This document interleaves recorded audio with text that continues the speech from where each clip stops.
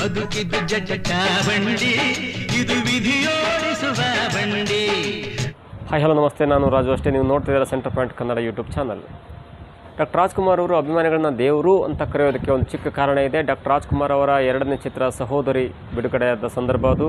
ಮೊದಲ ಸಿನಿಮಾ ಬೇಡ್ರ ಕಣ್ಣಪ್ಪ ಬಿಡುಗಡೆಯಾಗಿ ಭರ್ಜರಿ ಯಶಸ್ಸನ್ನು ಕಂಡಿತ್ತು. ಅದಾದ ನಂತರ ಬಿಡುಗಡೆಯಾದ ಸಹೋದರಿ ಸಿನಿಮಾಕ್ಕೆ ಅಷ್ಟೇನು ಜನರಿಂದ ಮನ್ನಣೆ ಸಿಗಲಿಲ್ಲ. ಜೊತೆಗೆ ಸಿನಿಮಾ ಪತ್ರಕರ್ತರು ಕೂಡ ಅಣ್ಣವರ ಬಗ್ಗೆ ಒಂದು ಸ್ವಲ್ಪ ಕೊಂಕು ನುಡಿಗಳನ್ನೇ ಆಡಿದರು. ಅಂದರೆ ಉದ್ದ ಮೂಗಿನ ಈ ನಟ ಏನು ಮಾಡಲಿಕ್ಕೆ ಸಾಧ್ಯ, ನಟನೆ ಚೆನ್ನಾಗಿಲ್ಲ, ಯಾವುದೂ ಚೆನ್ನಾಗಿಲ್ಲ ಅಂತ ಸ್ವಲ್ಪ ಕೊಂಕು ನುಡಿಗಳನ್ನು ತಮ್ಮ ಪತ್ರಿಕೆಗಳಲ್ಲಿ ಬರೀತಾರೆ. ಅದನ್ನು ನೋಡಿದ ಡಾಕ್ಟರ್ ರಾಜ್ಕುಮಾರ್ ಅವರು ಪಾರ್ವತಮ್ಮನವ್ರನ್ನ ಕರೆದು ಹೇಳ್ತಾರೆ, ಪತ್ರಿಕೆಗಳು ಹೀಗೆ ಬಂದಿದೆ, ನನ್ನ ಹಾವಭಾವ ನಟನೆ ಯಾವುದು ಚೆನ್ನಾಗಿಲ್ಲ ಅಂತ ಬರೆದಿದ್ದಾರೆ, ಉದ್ದ ಮೂಗಂತ ಬೇರೆ ಬರೆದಿದ್ದಾರೆ. ಹಾಗಾಗಿ ಥಿಯೇಟ್ರಿಗೆ ಹೋಗಿ ಒಮ್ಮೆ ಸಿನಿಮಾನ ನೋಡಿ ಬರೋಣ.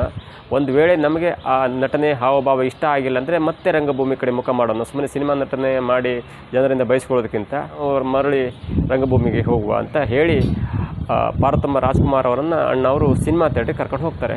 ಸಿನಿಮಾ ನೋಡ್ತಾರೆ. ಅಣ್ಣವ್ರಿಗೆ ಹಾಗೆ ಅನಿಸುತ್ತೆ, ಉದ್ದ ಮೂಗಿದೆ, ಹಾವಭಾವ ನಟನೆ ಯಾವುದೂ ಅಷ್ಟು ಹೇಳ್ಕೊಳ್ಳೋಷ್ಟು ಬಂದಿಲ್ಲ, ಸಿನಿಮಾ ಪತ್ರಕರ್ತರು ಸಹಜವಾಗಿ ಸರಿಯಾಗಿ ಬರೆದಿದ್ದಾರೆ, ಅವ್ರದ್ದೇನು ತಪ್ಪಿಲ್ಲ ಅಂತ ಸಿನಿಮಾ ನೋಡಿ ಸಿನಿಮಾ ಥಿಯೇಟ್ರಿನ ಹೊರಗಡೆ ಬರ್ತಾರೆ. ಆವಾಗ ಅಲ್ಲಿ ನೆರೆದಿದ್ದಂಥ ಸಾವಿರಾರು ಅಭಿಮಾನಿಗಳು, ಸಾವಿರಾರು ಸಿನಿಮಾ ಪ್ರೇಕ್ಷಕರು ಅಣ್ಣವರನ್ನು ಕಂಡು ಇವರು ನಿಜವಾದ ದೇವರು, ಅಣ್ಣವರು ತುಂಬ ಚೆನ್ನಾಗಿ ಆ್ಯಕ್ಟ್ ಮಾಡಿದ್ದಾರೆ, ದೇವರು ಅಂತ ಕೂಗ್ತಾರೆ.